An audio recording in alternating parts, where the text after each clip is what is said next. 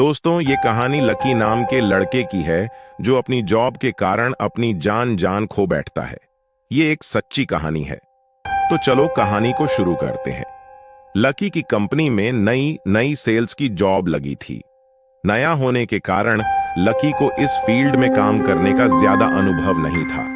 वो अपने सीनियर के अनुसार इस काम को अंजाम देता था और उसके सीनियर उसे काम करने के लिए हमेशा उस पर टारगेट का दबाव बनाते थे। ऐसे ही एक शाम को उसके सीनियर की कॉल आई और उसे कंपनी के सामान की मार्केटिंग के लिए शहर की एक अजीब सी जगह जाने के लिए कहा। उसने घड़ी की ओर देखा तो शाम के 5 बज रहे थे। बाहर मौसम काफी खराब था। घने बादलों के कारण ऐसा लग रहा था कि मानो रात हो चुकी हो। साथ ही साथ तेज बारिश भी शुरू हो गई थी। लकी वहां जाता तो लौटने में देर रात हो जाती। यह सोचकर उसने अपने सीनियर से कहा कि सर, मेरे हिसाब से इस टाइम वहां जाना ठीक नहीं, मैं कल चला जाऊंगा। दूसरी ओर से उसका सीनियर गुस्सा होकर बोला, देखो, सेल्स वाले बंदे समय नहीं देखा करते। इस फील्ड में वैसे भी कंपटीशन बहुत है। यदि तुम्हें कोई परेशानी हो रही है तो मैं किसी और को भेज सकता हूं, उसका टारगेट भी पूरा हो जाएगा। टारगेट के बारे में सोचकर लकी ने जाने के लिए हाँ कर दी। हैरान परेशान सा वो तेज बारिश में अपनी बाइक से शहर की भीड़ भाड़ वाली सड़कों से निकलकर लकी वहां पहुंच गया। ये इलाका भी लोगों की आवाज से हर वक्त रोशन रहता है, मगर आज खराब मौसम और तेज बारिश के कारण दूर दूर तक उसे कोई इंसान नजर नहीं आ रहा था। वो जल्दी जल्दी अपनी बाइक चलाकर अपनी लोकेशन पर पहुंच गया, मगर वहां पर कोई भी नहीं था। जिस मैनेजर से उसे मिलना था वो आज खराब मौसम के कारण जल्दी अपना काम खत्म करके अपने घर निकल गया था। लकी खुद पर गुस्सा करने लगा कि वो यहां कॉल करके क्यों नहीं आया। उस वक्त रात के 10 बज चुके थे। बाहर अभी भी तेज बारिश हो रही थी। लकी खुद से बोला, यार, ऐसी बारिश में तो बाइक चलाना भी मुश्किल होगा, मगर यहां रुक भी तो नहीं सकता हूं। लकी बोला, यार, ये प्राइवेट नौकरी जो भी कराए वो कम है। खुद से बात करते हुए धीरे धीरे बाइक चलाने लगा। बारिश के कारण उसे आगे का कुछ दिखाई नहीं दे रहा था। उसे आगे बाइक चलाने में तकलीफ हो रही थी। वो अभी कुछ दूर चला ही था कि उसकी गाड़ी खराब हो गई। वो अपनी गाड़ी ठीक करने की कोशिश करने लगा, मगर उसके हाथ नाकामी लगी। वो परेशान होकर मदद की तलाश करने लगा। दूर दूर तक कोई भी नजर नहीं आ रहा था। वो अपनी लोकेशन से भी इतना दूर आ चुका था कि पैदल वापस जाना थोड़ा मुश्किल ही था। तभी थोड़ी देर में ही सामने से एक कार आती हुई नजर आई। लकी के चेहरे पर आई हुई परेशानी कुछ हद तक कम हो गई थी। अब उसको विश्वास हो गया था कि उसे मदद मिल जाएगी। उसने तुरंत अपनी बाइक सड़क के किनारे लगा दी और कार रोकने के लिए इशारा करने लगा, मगर वो कार उसे देखकर नहीं रुकी। तो लकी के चेहरे पर निराशा आ गई और फिर कोई साधन तलाश करने लगा।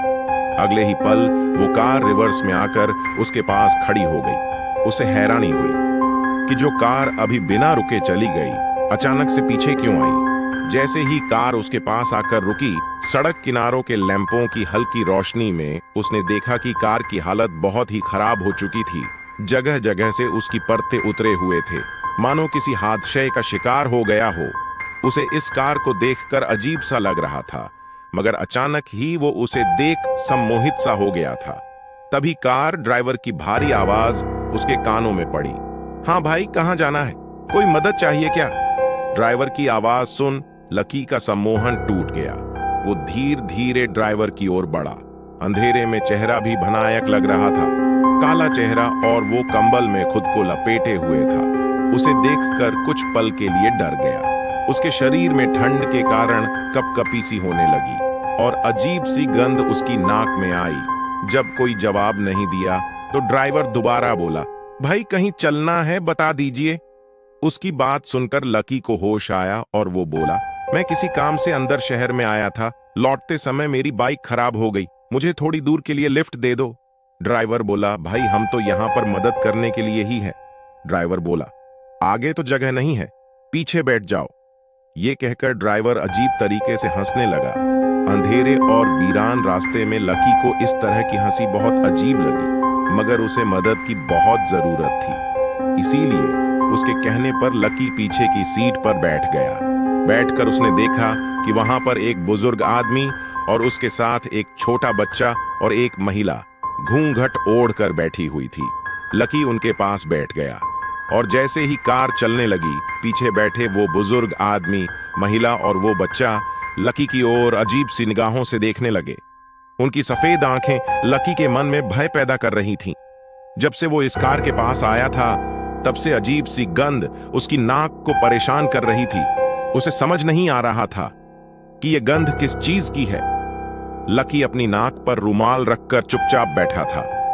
तभी वो बुजुर्ग धीरे धीरे उसकी तरफ होने लगा। जैसे वो पास आ रहा था, वो बदबू बढ़ती जा रही थी, साथ ही में ठंड भी। लकी ने गौर से देखा तो बुजुर्ग व्यक्ति का चेहरा भी बिल्कुल सफेद था। चेहरे पर ढेर सारी झुर्रियां और आंखें इतनी काली मानो आंखों की जगह गड्ढे हों। उस पर लगे हुए चश्मे की गिलास टूटी हुई थी। लकी डरते हुए साइड में होता गया।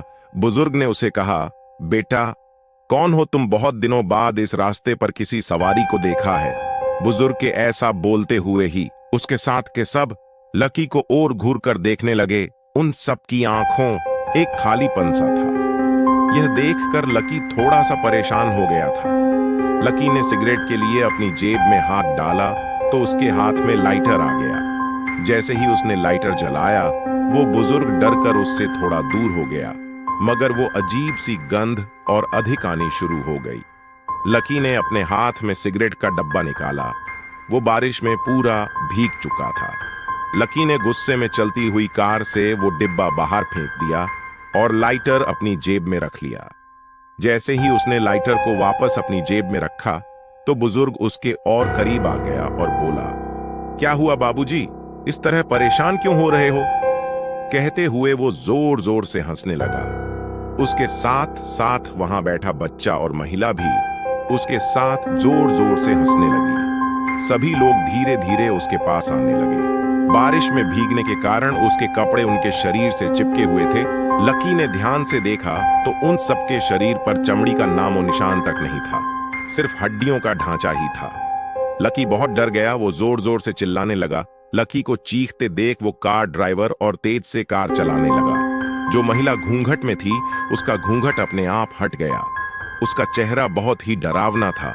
जगह जगह से जले हुए चेहरे का मांस लटक रहा था। देखते ही देखते वो लोग खुद जलने लगे। ये अचानक से जलते हुए लोग और वो गंध और तेज होने पर लकी को समझ आ चुका था कि वो गंध किस चीज की है। वो गंध इंसानों को जलाने पर शमशानों से आती हुई वो गंध थी। लकी का डर के कारण बुरा हाल हो गया था। सारी जलती हुई लाशें लकी के पास ही खड़ी थीं। सभी लाशें लकी से चिपट गई थीं और अब लकी का शरीर भी जलने लगा था। अगली सुबह मौसम बिल्कुल साफ हो गया था। सड़क पर आवन जावन भी शुरू हो गई थी। लकी का जला हुआ शरीर उसकी बाइक के पास मिला। कार में बैठे हुए लोग उसकी लाश को देख रहे थे। लाश के आसपास खड़े लोग बोल रहे थे कि लगता है सालों पुराना कार जलने का हादसा कल रात को दोबारा हो गया।